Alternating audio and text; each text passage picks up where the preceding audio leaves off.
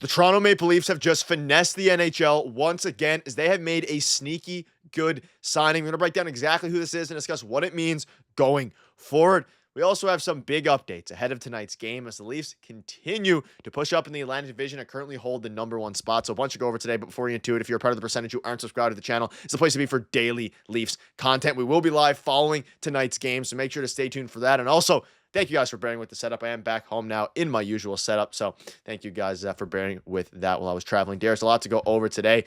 We are in the final stretch of games. 9 games left for the Toronto Maple Leafs.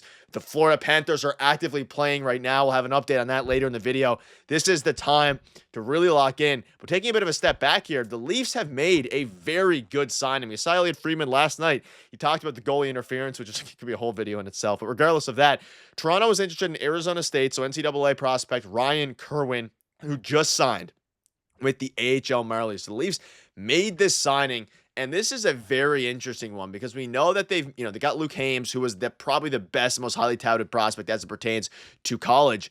Darius, they now get another forward. We'll dive into him a lot here, but the more you look at this, the better it gets. This guy seems like the real deal. We'll get into his stats in a minute. Scores a ton of goals. You can see this here. I had Kerwin as a mid-late round pick in 2020. He was in a wasteland in Madison, which was in the USHL, but probably had the best shot in the league that year. This guy is a goal scorer and someone that, like Hames and even the defenseman, could pay big dividends going forward. Yeah, he's an offensive player. He has a really good shot. And one thing that stood out to me is, people were projecting him, like you saw in that tweet, as a mid to late round pick in 2020, right? And I think the reason that was because of the team he was on, right? So now he's playing with a better team. He was just scooped up by the Leafs, well, technically the Marlies for now, and then obviously on a 2-year ELC. So, I don't know what his development is going to look like specifically. I think Luke Hames is obviously a better player, but one thing for me in all of these signings is Brad Treliving had to make some necessary moves at the deadline to make this team better, and he traded away a lot of their young players. Obviously, Nikita Gurbankin, we were talking about Fraser Minton, right? So you're losing a lot of prospects in the pipeline there, and you have to kind of restock that because you can't just do it through the draft. You need guys like immediately who are maybe a little bit older, maybe a little bit further along in their development, right? So they're doing that going to the NCAA, and they're getting some good players. Like almost not, I don't want to say all of them, but there's a lot of really good players that were, a lot of other teams were looking at that the Leafs now signed over the last couple days and weeks. So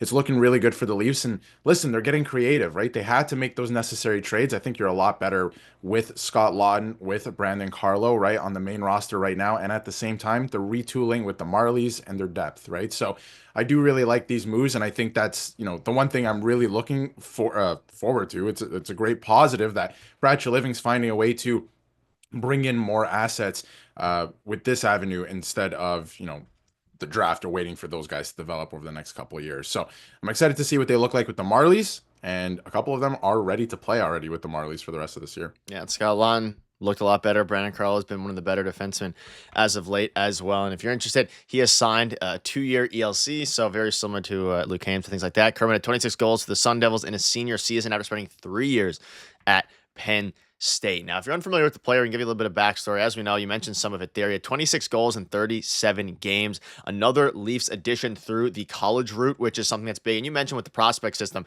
they've replenished a lot of, again, not necessarily to the level of Fraser Minton. Of course, you want to get there, but more so to just replenishing it from kind of the bottom to the top. Obviously, we don't know how good these guys are going to be. Luke Hames is highly touted. I think he's going to be a very good NHLer, but even a guy like Ryan Kerwin, he was on the eyes of a lot of different other teams. You see here, sometimes this organization really surprises me with guys they managed to get on an AHL deal. Can't knock this. I did say that generally speaking, I tried to get, the 01 senior, 5th year on an AHL deal. Of course, people there, and Kerwin is a senior, although in 02, he's talking about, of course, the year they were born, so their age, obviously, which has a direct correlation to this. Could have easily been an exception. Let's dive into his stats a little bit. There's a couple things to go over here. We'll dive into the lineup a little bit later, but I want to go into this here because this is a very interesting one. You look at his stats, he is a very good player at every level he's played for, but especially this season, they seem to have a pattern of picking up these prospects, obviously at the college level, but years where they've really stepped up, especially compared to, in the past. And this is by far Ryan Kerwin's best season, both from a point perspective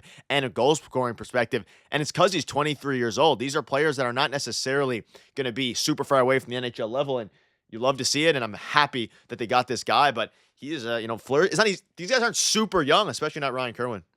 Yeah, a lot of these guys are not, close to the age. I mean, I'm pretty sure 2006s are getting drafted at this point, right? We tend to forget like these guys are a little bit older. They're 2003s, 2002s, right? 2001. So he's already 23 years old. He's going to be playing with the Marlies. But the one thing that stands out to me is yes, he's bounced around a couple teams, a couple different programs, right? Like he started in the USHL as well, so which is a good development program by the way. And, last year is what I'm looking at. He took a big jump, I think, in his development, right? 37 games, he had 39 points. And if you look at every season before that, obviously he was at Penn State, he was progressing every season, right? So I think that is a good sign. And I think that he had a great last season. And I think now, he's going to be with the Marlies. He's going to get to work similar to what we were talking about with Luke Hames and Prokop as well. Like he's going to be able to work with the Leafs development staff, right? And he's going to be a lot better of a player for that. And yes, he, is continuing his development and he got better like you saw last season, but there's just something different when you get to work with an organization like the Leafs and their staff, right? So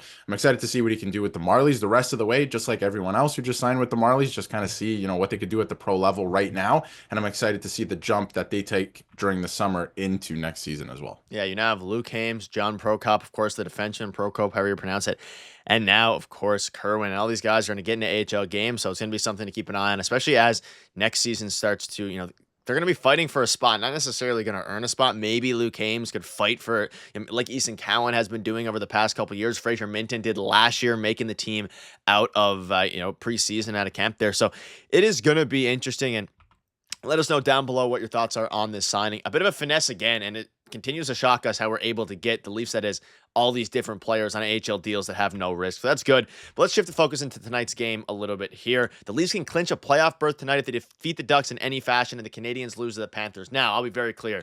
We are all cheering for the Montreal Canadiens today to beat. Right now, as of recording, I believe it's a 1-1 game heading into the second period. But regardless of that, we need as many losses for the Panthers as possible. They beat, of course, I believe it was Utah in overtime the other day. Darius, as it heads down now, we know the Leafs are going to make the playoffs. That's not a big issue. They need to secure this number one spot in the Atlantic, and luckily they hold their own destiny. This upcoming week is going to be the most important week of the season. I know I've been saying that for a while, but this is the week to do it. And as you start to look at even the, of course, we didn't have a post-game stream yesterday, but we watched the game in full against a very good team. And this was the lineup they went up against the Kings, who have only lost 4 games at home, now 5 this entire season. They went with Holmberg on the fourth line. Domi's really starting to click. These top 3 lines are looking good. And realistically, Stolarz was the reason they won that game, but they need to win these games now. I'm curious to see what they're going to do tonight with Pontus Holmberg, David Kampf, and Steven Lorentz. My natural guess would be they put Robo back in the third line and put Holmberg out. But honestly, they might rerun the same lineup with, of course, Joseph Wall, we'd assume, even though there was some rumblings about Stolarz getting in early. I think there's going to be some changes, and I think one of them is actually going to be Benoit comes Yeah, I out, agree. OEL moves over to the left, and then Philippe Meyer goes over on the right side on that third pairing there. Benoit has had a tough go with the last few games, which is surprising because he was starting to play really good, right? He was having a good stretch there, so it's a little bit surprising, and I think OEL has had less bad games than him, so he stays in the lineup. I am curious about Holmberg if he comes out. Didn't really notice him too much last night. I thought Lawton had a good game. I thought Matthews had a good game. John Tavares, of course, is Nylander. 5 goals now, right? Nylander had a great game. So, a really solid effort from the Leafs and Stolarz as well. So obviously Wool's going to go today. And like you alluded to, Stolarz is going to go against the Panthers on Wednesday. And the Leafs do hold their destiny in their own hands, right? They're in first place right now. Obviously, at the time we're recording this, the Montreal Canadiens are playing the Panthers. So obviously, we're hoping this is the only time I'm hoping that the Montreal Canadiens win a game. But we're hoping that they win. You still play the Florida Panthers twice this season, and you play the Tampa Bay Lightning as well, right? So you definitely hold your own destiny in your hands, and so does every other team, right? The other 2 teams as well. So it's going to be very interesting down the stretch. And the next game after tonight, we can't skip over tonight because you got to beat Anaheim, right? This is a big game still. You have to put in a good performance here to close out the road trip. But at the same time, you play Florida on Wednesday, and it's going to be a great game. Yeah, it's going to be a crazy one. We're going to keep you up to date with all the latest news. So make sure to hit the subscribe button, and we'll be live following the game tonight with a huge stream. So make sure to stay tuned for that. Thank you guys for watching. See you later.